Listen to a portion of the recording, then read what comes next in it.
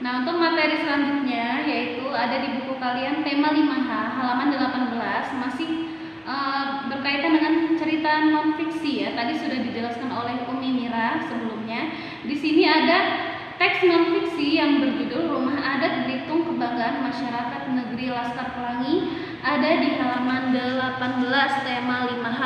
Umi akan bacakan terlebih dahulu teks non fiksinya ya. Silakan disimak.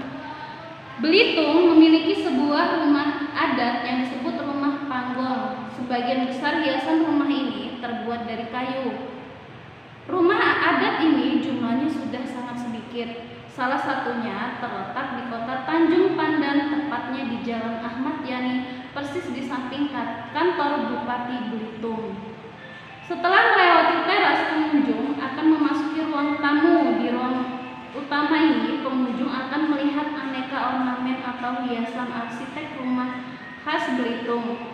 Salah satunya lemari berisi baju adat pengantin Belitung kancing 5 yang berada di bagian kiri. Di lantai di ruang utama ditutupi oleh tikar. Lantai yang ditutupi oleh tikar memang menjadi ciri khas rumah-rumah panggung yang ada di Belitung. Ruang terakhir dari rumah adat Belitung adalah dapur. Dapur menjadi pusat aktivitas memasak dan dekat dengan hal-hal yang kotor. Kemudian, rumah adat Belitung ini mulai dibangun pada tahun 2004 dan diresmikan pada tahun 2009 oleh Bupati Belitung.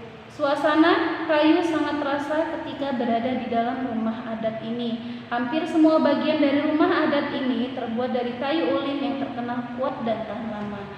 Itulah teks yang Umi bacakan mengenai rumah adat Belitung Kebanggaan Masyarakat Negeri Laskar Pelangi.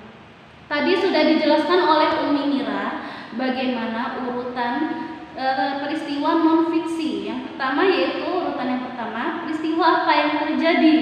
Nah, di sini dapat kita amati bahwa peristiwa yang terjadi yaitu tentang rumah adat Belitung ya.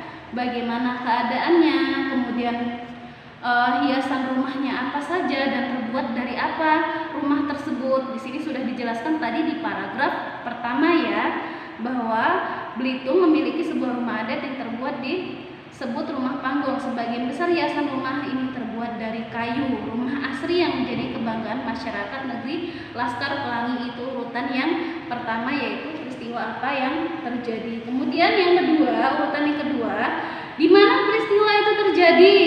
Ya, tadi peristiwa itu terjadi di kota Tanjung Pandan, tepatnya di Jalan Ahmad Yani, persis di samping kantor Bupati Belitung ya. Untuk urutan yang ketiga, apa akibat yang ditimbulkan dari peristiwa tersebut?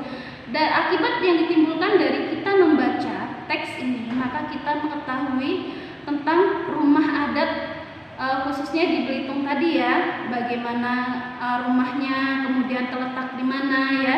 Kita jadi tahu bagaimana rumah adat tersebut ya. Kemudian apa pelajaran yang dapat diambil dari peristiwa tersebut? Yaitu kita lebih menambah wawasan tentang rumah-rumah adat yang ada di Indonesia, khususnya rumah adat Belitung di negeri Laskar Pelangi tadi. Nah, untuk materi yang berikutnya itu ada di halaman 25, membuat peta pikiran tentang peristiwa dalam teks non fiksi. Sebelumnya kita sudah sering ya membuat peta pikiran. Bagaimana caranya? Yaitu baca terlebih dahulu teksnya, itu ada di halaman 25, membuat peta pikiran ya. Kita baca terlebih dahulu teksnya. Di sini ada teks yang berjudul Babinsa bantu petani merawat tanaman padi di Balai Redelong, ada di halaman 25 ya. Yang kita harus lakukan yaitu baca terlebih dahulu teks ini dengan cermat, kemudian cari ide pokok atau pokok pikiran dari setiap paragraf ya. Di sini kita lihat di paragraf 1 ya. Kita baca terlebih dahulu. Untuk menyukseskan program swasembada pangan nasional, Bintara Pembina Desa Babinsa membantu petani membersihkan rumput yang mengganggu pertumbuhan tanaman padi di area lahan persawahan Desa Balai Redelong, Kecamatan Bukit, Kabupaten Bener Meriah, Aceh pada Senin 27 September 2017. Jadi di sini kita ketahui ide pokok dari paragraf 1 yaitu swasembada pangan nasional yang dilaksanakan oleh Bintara Pembina Desa atau Babinsa ya dalam membantu membersihkan rumput. Nah itu ide pokok yang ada di paragraf 1. Untuk paragraf 2, Elvin Junaidi, Kapten Babinsa mengatakan bahwa sudah merupakan tugas Babinsa dalam mendampingi petani.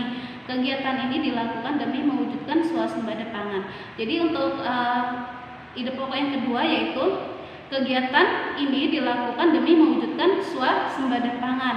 Untuk paragraf yang ketiga, Elvin juga mengatakan bahwa kegiatan ini tidak boleh lepas dari pengawasan Babinsa dan petugas penyuluh lapangan PPL Pertanian, karena dengan adanya pendampingan petani maka segala kesulitan yang dihadapi petani di lapangan akan terselesaikan dengan baik. Jadi paragraf yang ketiga ide pokoknya itu yaitu kegiatan ini harus diawasi oleh Babinsa dan petugas penyuluh lapangan.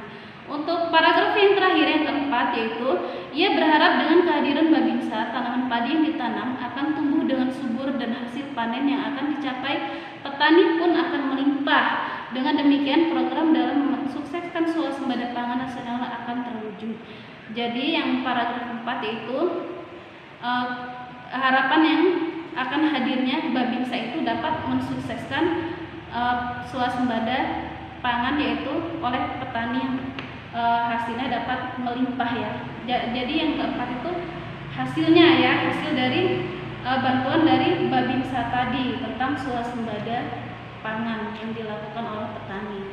Baik, itu yang dapat Umi jelaskan. Semoga kalian dapat memahami. Untuk materi berikutnya akan disampaikan oleh Umi Lina.